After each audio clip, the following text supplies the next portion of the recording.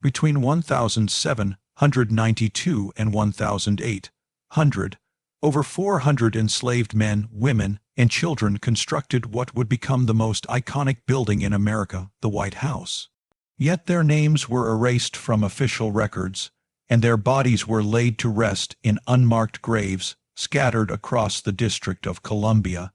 For more than 2 centuries, this erasure was not accidental. It was a deliberate act of policy.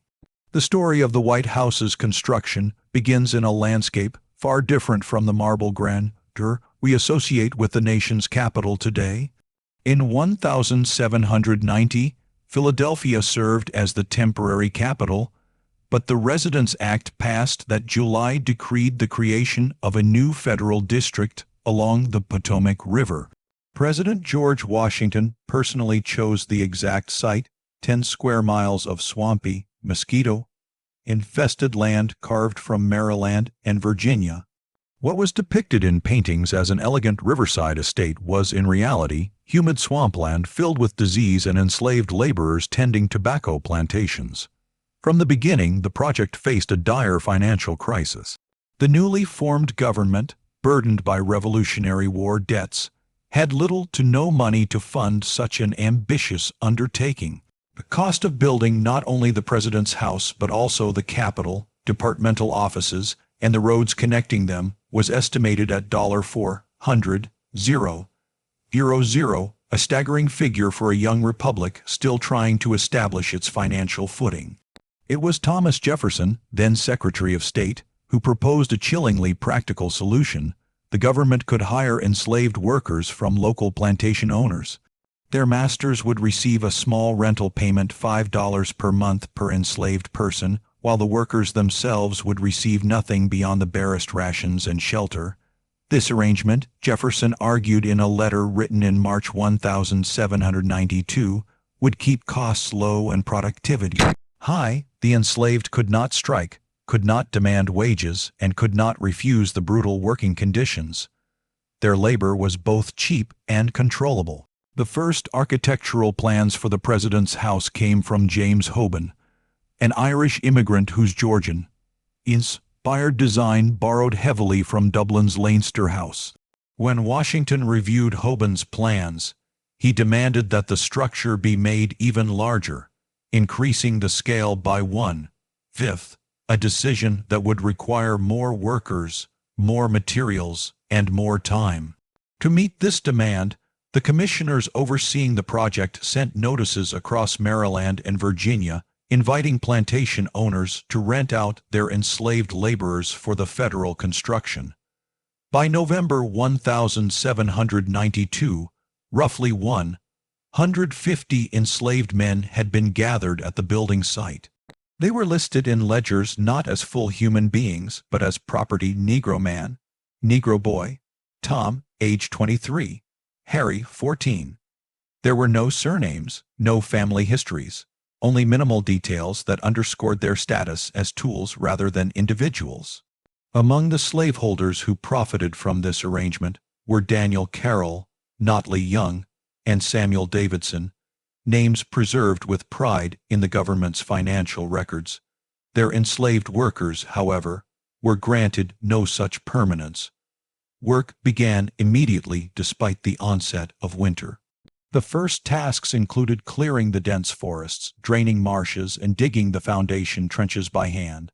The laborers worked waist deep in icy mud, armed with only primitive tools. Commissioner letters from that first winter make occasional references to difficulties with the Negro labor due to weather. But those words conceal unimaginable suffering. In one brief entry dated December 14, 1792, the commissioners mention replacing 3 workers who could not continue.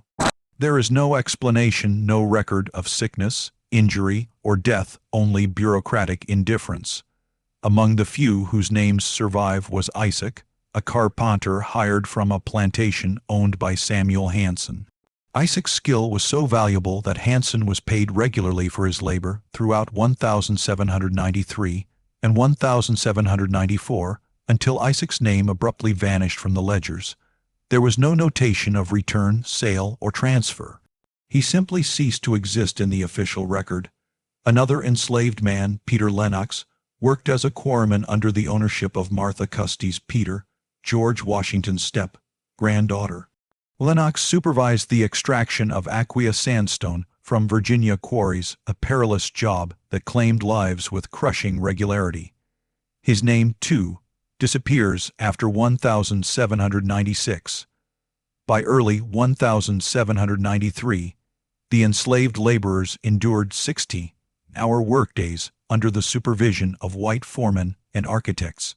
They slept on straw in crude wooden barracks with little protection from the bitter cold. Food consisted of cornmeal and salted fish, the cheapest available rations, barely enough to sustain men performing extreme physical labor. The swampy environment bred disease, malaria, dysentery, and typhoid swept through the makeshift camps. Letters from the commissioners complained not about human suffering, but about the flux, reducing the available workforce by a third. When the sick became too weak to work, they were sent back to their masters without medical care or acknowledgement of their fate. This first year of construction revealed the cruel mechanics of the system, a project built on human suffering, hidden behind patriotic rhetoric. The foundations of the president's house were not only stone and mortar, but also bones, sweat, and the silence of those who had no voice in the new republic they were forced to build. The men who laid those stones would never walk through the finished halls except as servants, yet their unacknowledged labor remains embedded in the structure itself, invisible but enduring. Under the relentless sun of 1794, the enslaved men who built the president's house continued their grueling labor with no respite, no pay, and no recognition. Their hands bled from the stone they shaped, their bodies weakened from endless toil, yet the work did not slow.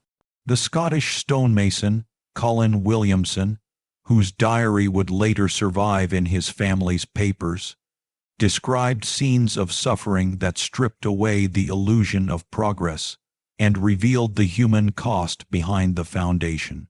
He wrote of men working without gloves or proper tools, their fingers raw and cracked, infections spreading because treatment was deemed unnecessary. He noted the callous indifference of the overseers who believed that time, not compassion, was the only currency that mattered. Williamson's entry from July 1794 tells of a scaffold collapse that killed and maimed several workers. 3 men fell, 2 of them enslaved. The white mason who fell was carried to the physician immediately, while the 2 black men were left on the ground for nearly an hour before anyone came near them. One, Williamson recorded, likely broke his back and would never walk again. That man was probably Ben, enslaved by William Brent, whose name disappears from payment ledgers that same month. In his place appears Negro Man Jim, a substitution that appears throughout the records whenever someone died or was too injured to continue, their deaths erased with a single stroke of a pen. By 1795, the house's outer shell was nearly complete, but the expansion of the project demanded even more labor. The workforce grew to include hundreds of enslaved men spread across quarries, brick kilns, and sawmills. The commissioner's language began to shift deliberately during this time, where earlier records mentioned Negro laborers or Negro carpenters. Later documents replaced such terms with vague phrases like hired hands or contracted labor. The omission was not accidental, it was the beginning of a quiet rewriting of history. The men who built the home of the nation's leader were being erased even as they worked. President Washington visited the site several times in those years. His journals mention progress, delays, and the weather, but never the people. Not once did he acknowledge the enslaved men whose sweat darkened the soil he proudly surveyed. It was as though they did not exist, mere shadows in the story of American independence. The white workers, mostly Irish and Scottish immigrants, were paid daily wages and given medical care when injured. They had names, homes, and rights to complain. The enslaved had none of these. When they fell sick, they were replaced. When they died, they were forgotten.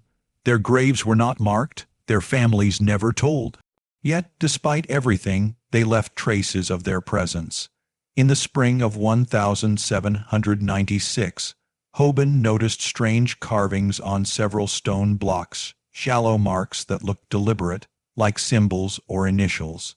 He wrote to the commissioners asking if they should be replaced or turned inward to hide them. The response came swiftly: "Turn them inward. Do not delay the work for trivialities." The stones bore names, short, simple inscriptions scratched into sandstone by hands that refused complete invisibility. There were letters like PL, TH, and sometimes whole names like Isaac. These markings were not meaningless. They were a desperate act of remembrance by men denied their humanity. To carve one's name into the president's house was to claim existence in a world determined to deny it. Yet those acts of defiance were buried, just as their makers would be. The stones were turned inward, sealed within the walls where no one could see them. The men continued their labor, aware that their bodies were expendable, their identities erased the moment they faltered. Disease, injury, and exhaustion took a steady toll, and each disappearance was met not with mourning, but with another name added to the ledger. In these years, the White House rose higher, its walls bright with sandstone that glowed in the sun, but beneath its beauty lay suffering that no one would ever commemorate. The foundation became both literal and symbolic, a structure built upon silence, its symmetry hiding the chaos of human pain. By the end of 1796, hundreds had passed through the site, and dozens were gone without record or grave. Their voices faded from the air, their names turned inward like the stones they carved. What remained was a perfect building taking shape out of imperfection, a monument of freedom constructed by those who would never taste it, a place destined to stand tall on the buried memory of the forgotten. The summer of 1797 arrived with unbearable heat that hung over the half-finished president's house like a curse. The air was thick with humidity, the swampy ground breeding sickness and decay, and the enslaved workers, already weak from exhaustion and malnutrition, began to fall ill in alarming numbers. The commissioners' letters from that season speak in cold administrative language of summer fevers and replacements needed, as if they were writing about broken tools rather than human lives. Dozens of men became too weak to stand, their bodies burning with fever as dysentery and malaria swept through the makeshift quarters. The surviving records mention that plantation owners were asked to send replacements for sick laborers, but nowhere do they state what happened to the ones who could no longer work. Not one word about care, medicine, or burial. The truth came only from the few who bore witness, like Colin Williamson, whose diary captured the horror that official papers erased. He described walking to a shed near the old kiln site where the sick were taken, a crude structure that reeked of death and neglect. Inside, he found nearly 20 men lying on the dirt floor, some barely conscious, tended only by a young enslaved girl who could not have been more than 16. She had nothing but rags and a bucket of water to care for them. The heat inside the shed was unbearable, the air thick with the smell of sweat and sickness. Williamson wrote that the overseers refused to halt the work, insisting that the project must continue even if the sick died. Within days, the shed was silent, and when he returned later that week, it was empty. No one could tell him where the bodies had gone. He suspected, as anyone would, that the dead had been buried quickly and secretly near the site to avoid public attention. But he had no proof, only the weight of what he had seen. The letters from plantation owners in the following months confirm what Williamson feared. Samuel Hanson wrote to the commissioners in September 1797, asking about 3 of his enslaved men who had not been returned after falling ill. The reply he received was vague and evasive, saying only that arrangements were made for their care, no mention of death, no explanation of burial, just the language of denial. Another owner, William Brent, demanded answers about 5 missing workers and received a more direct response. Death occurred despite best efforts at treatment. That letter, buried among government files, is one of the very few that admit openly that enslaved men died while building the White House. But even then, the deaths were described as unfortunate business matters, not human tragedies. The payments to their masters stopped, and the subject was closed. There were no funerals, no graves marked, no acknowledgement of their labor or loss. The commissioner's reports continue to speak proudly of progress, deadlines met, and architectural triumphs.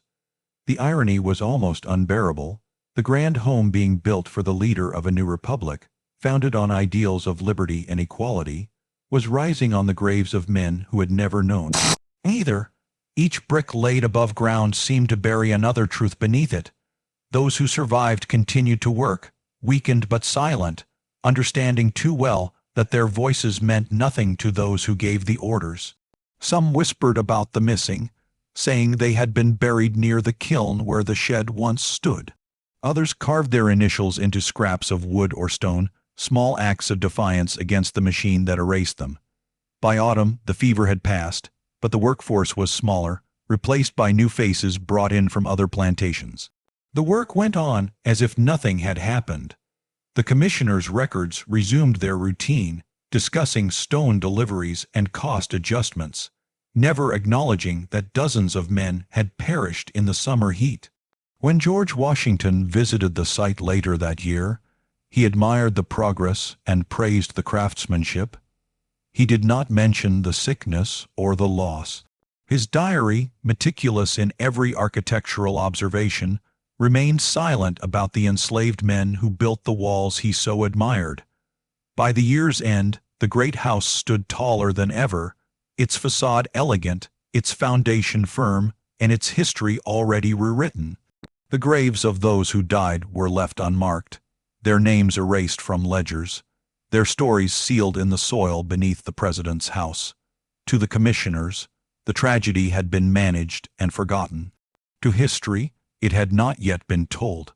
The year 1797 would become one of the darkest in the construction's hidden chronicle, remembered only in fragments, a few letters, a diary, and the silence of the dead. What they built still stands, but the price they paid was buried with them in unmarked earth, where the foundations of the nation's symbol rest upon the bones of the enslaved. When the fever of 1797 faded, what remained was not recovery but silence. The project resumed its pace, as if the deaths had been a passing inconvenience rather than the loss of dozens of human lives. By 1798, the number of enslaved workers at the president's house swelled to nearly 500, drawn from plantations across Maryland and Virginia. They came and went in cycles of suffering, some sent back broken, others disappearing entirely, replaced by new faces with new names or no names at all. The ledgers kept by the commissioners became colder, more mechanical, listing transactions without emotion.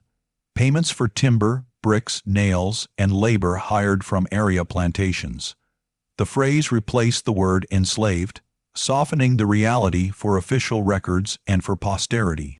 It was as though the commissioners themselves understood the hypocrisy at the heart of their task, building a house meant to symbolize liberty with the hands of those who had none. So they hid the truth behind bureaucratic phrasing.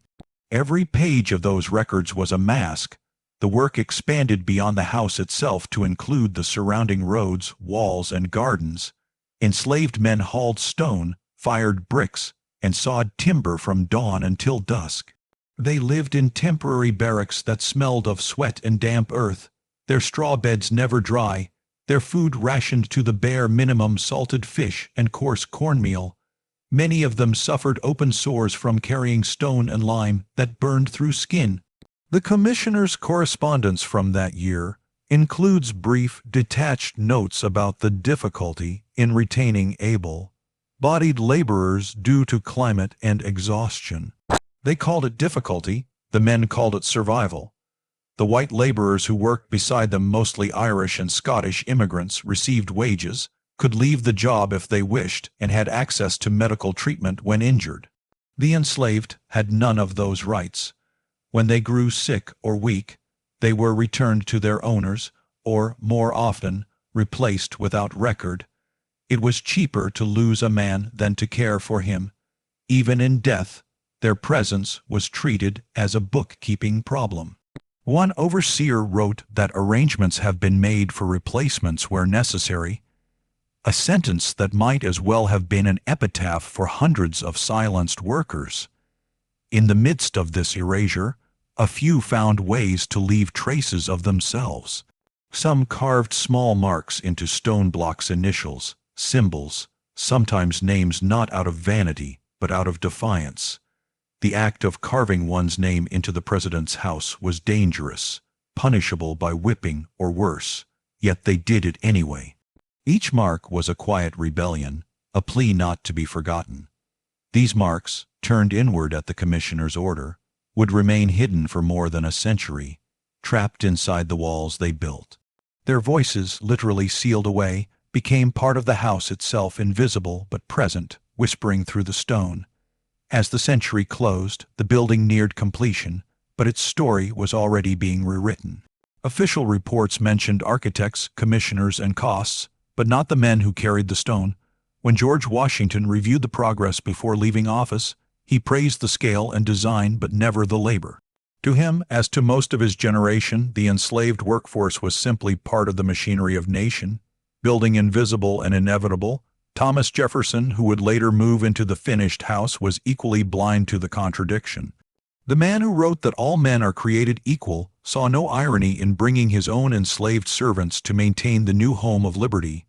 By November 1800, when John Adams became the first president to live in the house, the enslaved workers had been scattered back to their plantations. Many were never seen again. The commissioner's final report, submitted in December that year, was a polished document full of pride and patriotism. It described architectural triumphs, costs, and materials in detail. It mentioned skilled craftsmen and visionary leadership. But nowhere did it say that hundreds of enslaved men, women, and children had built the house. Their blood and sweat, their deaths and burials, were omitted as if they had never existed. History's first draft had already erased them, and yet whispers of their story survived. Among enslaved communities in Maryland and Virginia, tales were passed down quietly of men who never came home, of bones buried near the big white house in the Capitol, of names carved into stone that no one would ever see again. These stories lived in the memories of those who had lost fathers, brothers, and sons to the president's house.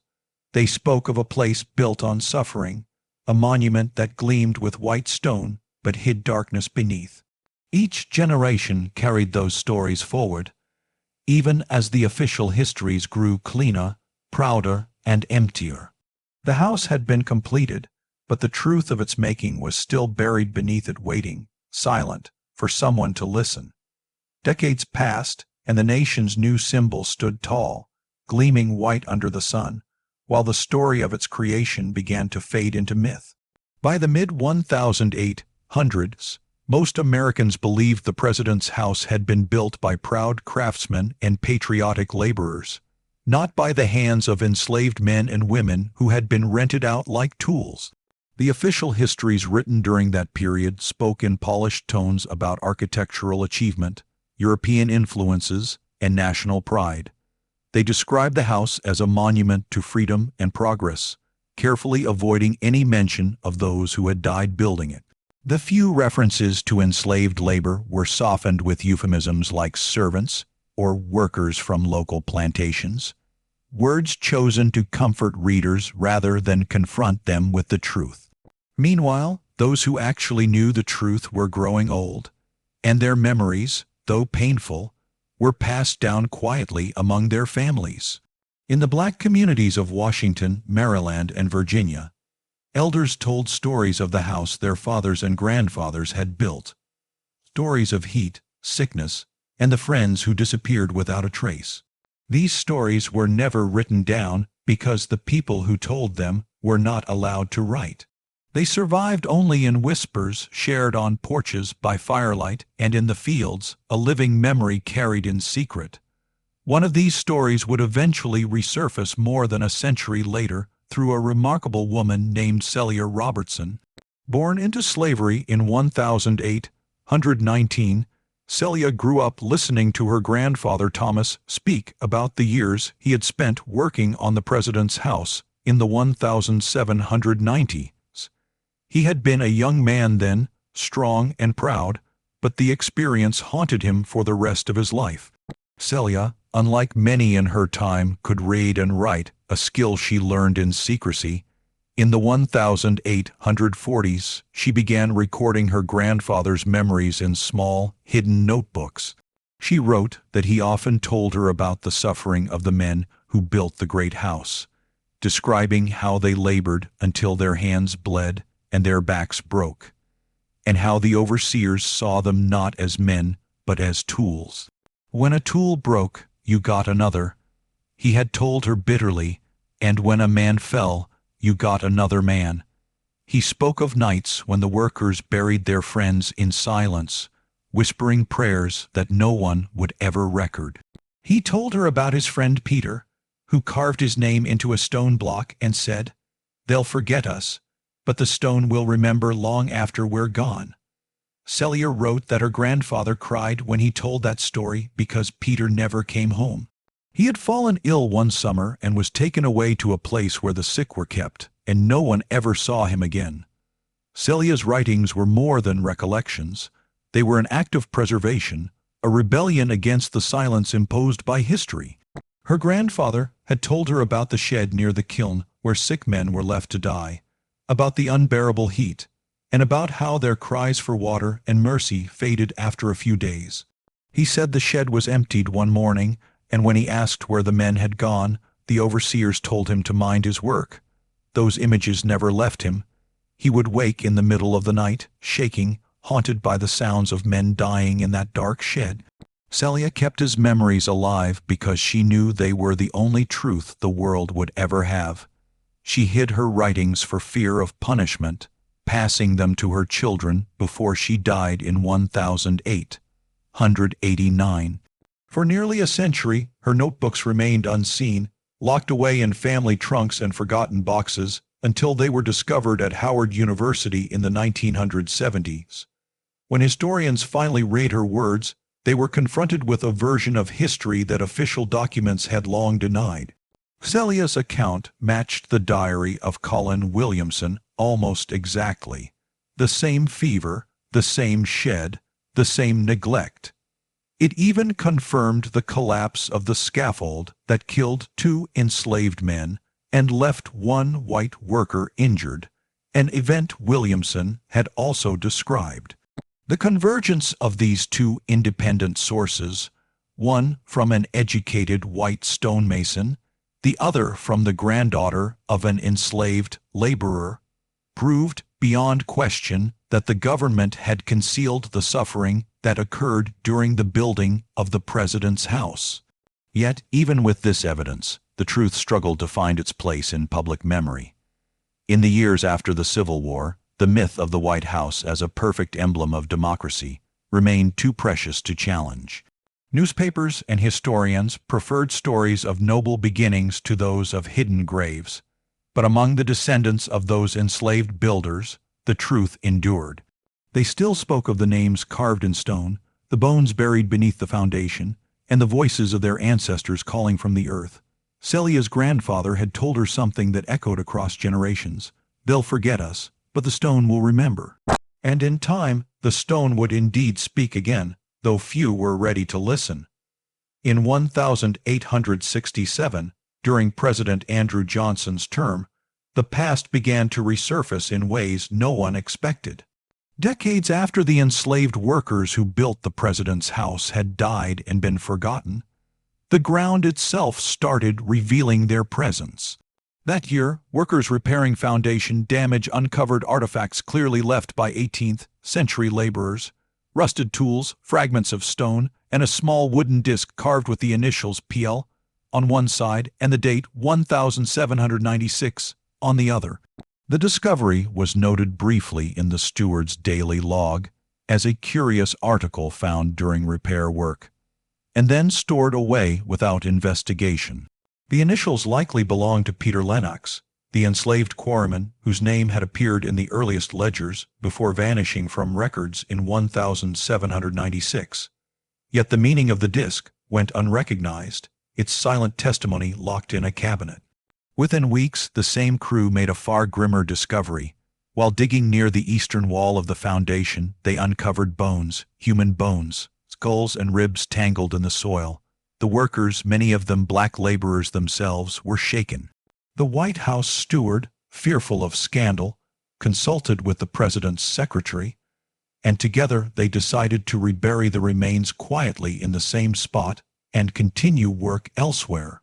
In a private letter to his brother, the steward wrote, "I suspect these were workers who died during original construction and were buried hastily on the grounds, but raising questions about this now would serve no good purpose." The decision to hide the truth echoed the choices made 70 years earlier: silence instead of acknowledgement, convenience over conscience. 2 decades later, in 1891, the Interior Department commissioned a historian named Herbert Braftoft to compile a comprehensive history of federal buildings. Braftoft was given access to records long forgotten in government archives, including correspondence between the commissioners and plantation owners. As he sifted through yellowed papers, he began to see the outlines of a hidden story that official histories had deliberately omitted. He found letters where plantation owners demanded the return of enslaved workers who had not come back from the project. He found payment disputes that hinted at unexplained deaths. One letter from William Brent revealed the commissioners admitting that 5 of his enslaved men had died while in service. Another, from Samuel Hanson, expressed confusion over 3 missing workers who had fallen ill and never returned. But the most shocking letter came from plantation owner Samuel Davidson, written in anger after learning that 3 of his healthy workers had died within months of being sent to Washington. "I do not believe it was fever," Davidson wrote. "I believe conditions at that site are barbaric. Men are dying from abuse as much as from any illness." He accused the overseers of cruelty and negligence, and warned other owners never to send their people to work for the government again. Braftoft realized what he was uncovering was not merely administrative oversight, but systematic concealment. He compiled his findings into a section of his manuscript titled The Human Cost of Construction, writing that the president's house had been built largely through forced labor under brutal conditions, and that available evidence suggested at minimum 40 individuals, and quite possibly more, had died. His conclusions were supported by letters, ledgers, and first-hand accounts. But when he submitted the draft to the Interior Department, their response was immediate and firm.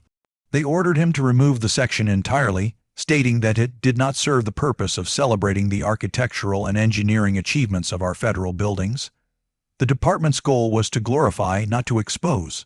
When Braftoft protested that omitting the deaths of enslaved workers was a betrayal of truth, he received a final warning: remove the section or lose payment, and the book would never be published. Reluctantly, Braftoft complied, deleting the section but saving it among his personal papers. On the folder, he wrote a note to some future generation: "The truth about how the president's house was built, removed from my history at government insistence. May someone braver than I eventually tell this story." The published book, released in 1893, contained just one sanitized paragraph about workers from area plantations who contributed their skills. The truth, his carefully gathered evidence of death, suffering, and erasure, remained hidden, locked away like the bones beneath the foundation. The following years deepened the silence. Public tours of the White House praised its design, its symbolism, its presidents. Schoolbooks spoke of democracy and progress. No one mentioned the enslaved people who had carved the stone, hauled the timber, and died unnamed on its grounds. The few who still knew, the descendants of those workers, kept their stories alive in whispers and prayers. The pattern was unmistakable. Every time the truth surfaced, someone in power buried it again. The ground buried bones, archives buried letters, editors buried facts. Even those who knew what had been erased found it easier to stay silent than to challenge the myth of a flawless national symbol. But the silence was not complete. Scattered fragments remained, documents, artifacts, and memories, waiting for the day when they would finally be gathered into one voice, and the forgotten builders of the White House would be remembered not as property or statistics, but as people who lived, labored, suffered, and were denied even the dignity of their own names. In October 1901, more than a century after the first foundation stones had been laid, workers renovating the east wing of the White House stumbled upon what generations had tried to forget. While excavating beneath the building's eastern foundation, a crew uncovered human bones, not a few fragments, but at least a dozen skulls and countless other remains mixed haphazardly with the soil. There were no coffins, no markers, no signs of ceremony, only evidence of hurried burial. The superintendent overseeing the restoration, Henry Reed, immediately ordered the excavation to stop. He recognized the danger in what they had found. If word reached the public that human remains lay beneath the president's house, questions would follow, questions that would expose the buried truth of its construction. Reed instructed the crew to rebury the bones exactly as they were found, to swear silence, and to continue their work elsewhere. That night, shaken and sleepless, he wrote in his diary that the discovery made him ill at heart. An older black worker named Joseph had told him that his grandfather once spoke of the forgotten ones, enslaved men who died building the house and were buried quietly nearby. Reed admitted in his entry that the story fit what he had seen. The bones, he wrote, were found 6 feet below the foundation line, mixed together with no attempt at proper burial. He suspected that the trauma visible on some skulls might have come from accidents or violence, but he did not dare investigate. The bones were reburied before sunset, and the ground above them sealed again. Reed's decision mirrored those made by men before him, overseers who had chosen secrecy over truth, and officials who had rewritten history rather than confront it. He never reported the find to the president's staff or the Interior Department.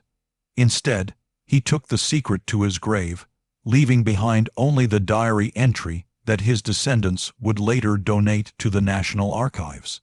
In the spring of 1902, renovation workers made another discovery that confirmed the truth hidden in the house's very walls. Behind layers of old plaster, they found several stones with faint carvings, initials, symbols, and names etched into the sandstone a century earlier. There was Th on one block, P.L. on another, and the name Isaac carved carefully across a third.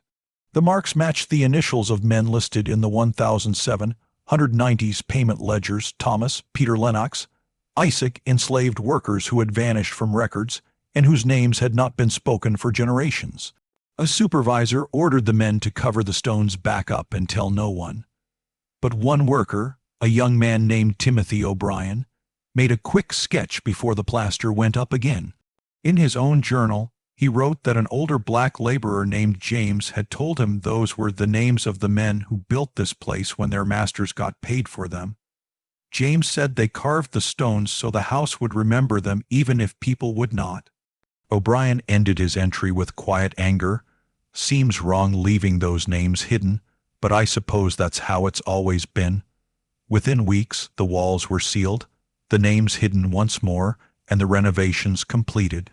President Theodore Roosevelt, living in the newly refurbished house, was never told of the discoveries. To those in charge, the bones and carvings were irrelevant to the narrative of progress and prestige that the White House represented.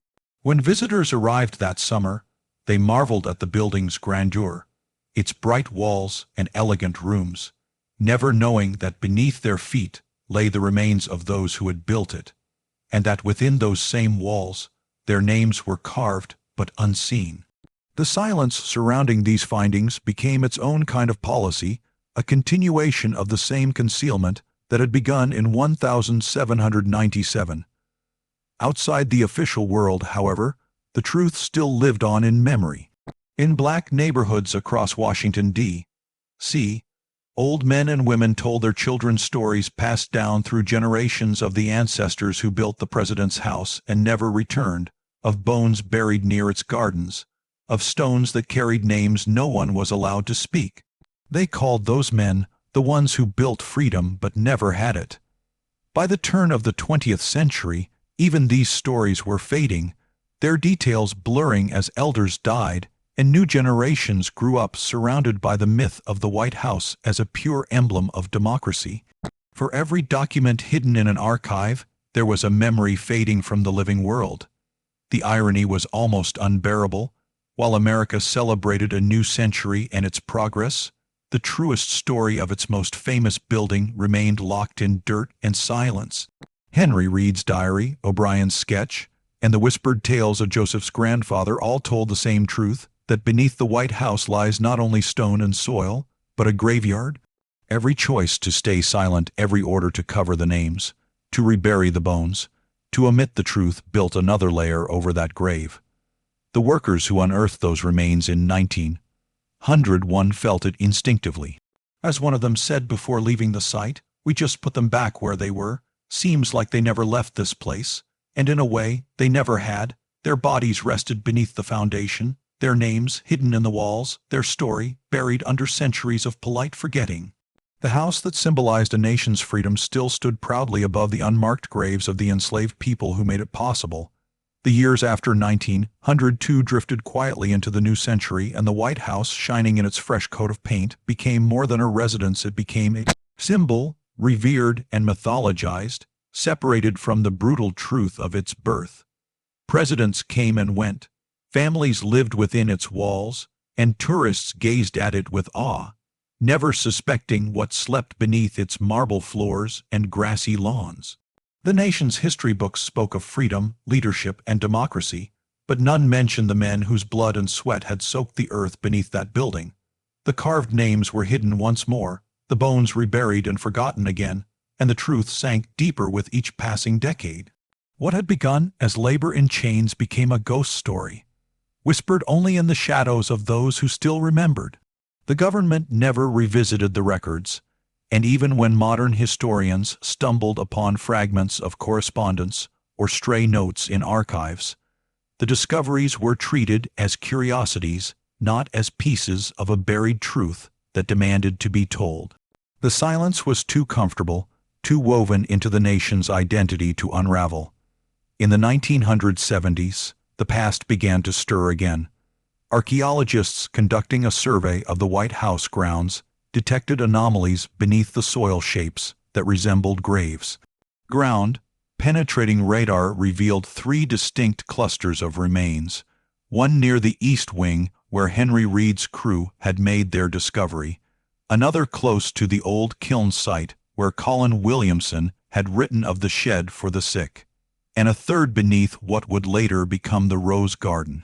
The official report acknowledged these anomalies but recommended against excavation, citing political sensitivity. The words were an echo of centuries past: best not to disturb the ground, best not to ask questions. At the same time, researchers rediscovered Celia Robertson's hidden notebooks, the handwritten memories of her grandfather Thomas, who had built the house as a young enslaved man. Her story, when finally read, matched every fragment that had surfaced before the shed of the dying, the carved names, the missing men. Yet even with this convergence of evidence, the bones, the carvings, the diaries, the letters, there was still hesitation to face what it meant. The myth of the White House as a pure emblem of liberty remained more valuable than the truth of what it had cost to build. The scattered evidence, however, refused to stay silent. Across archives and attics, scholars began piecing together the fragments: Braftoft's deleted chapter, Reed's hidden diary, Latrobe's unpublished manuscript, Celia's testimony. Each had been silenced in its time, yet together they formed a chorus of truth that no longer could be ignored. They revealed a single, devastating reality: that the foundation of the most recognizable house in America was laid not only in stone, but in human suffering. Between 40 and 70 enslaved men, women, and children had died during its construction. They were buried without names, without prayers, without acknowledgement. For 2 centuries, their bones had lain beneath the nation's most powerful symbol, their memory erased by those who built a history too fragile to bear the truth. Even so, the truth endured not in books or monuments at first, but in the quiet persistence of descendants who remembered. In Washington's black neighborhoods, old voices still told stories of ancestors who built freedom's house but never lived free. They spoke of how their grandfathers carved names into stone so the house would remember, and how the house still stood because of them. Those who listened began to understand that remembrance itself was a kind of justice. History, though slow and reluctant, began to shift. Scholars revisited forgotten archives. Journalists uncovered Reed's diary and O'Brien's sketch. Teachers started to tell their students that enslaved hands had built the White House. The names once sealed in stone began, at last, to speak again. Yet even now, much of the past remains buried. The unmarked graves have never been excavated. The bones never moved to hallowed ground, and the names of most who died remain unknown. But what once was silence has become testimony. The myths that concealed them are finally cracking, and beneath those myths lies a truth that cannot be plastered over again, that the White House, symbol of liberty, rose upon the labor and suffering of people denied both liberty and life. The house still gleams white in the sun, but its color carries the memory of the hands that built it, the names carved deep within its walls, and the voices that refused to be forgotten. In the end, the building stands not only as a monument to power, but as a silent memorial to those who built it and never lived to see the freedom it represents. Their story, once buried beneath centuries of silence, has finally found its way back into the light, and now, at last, they are remembered.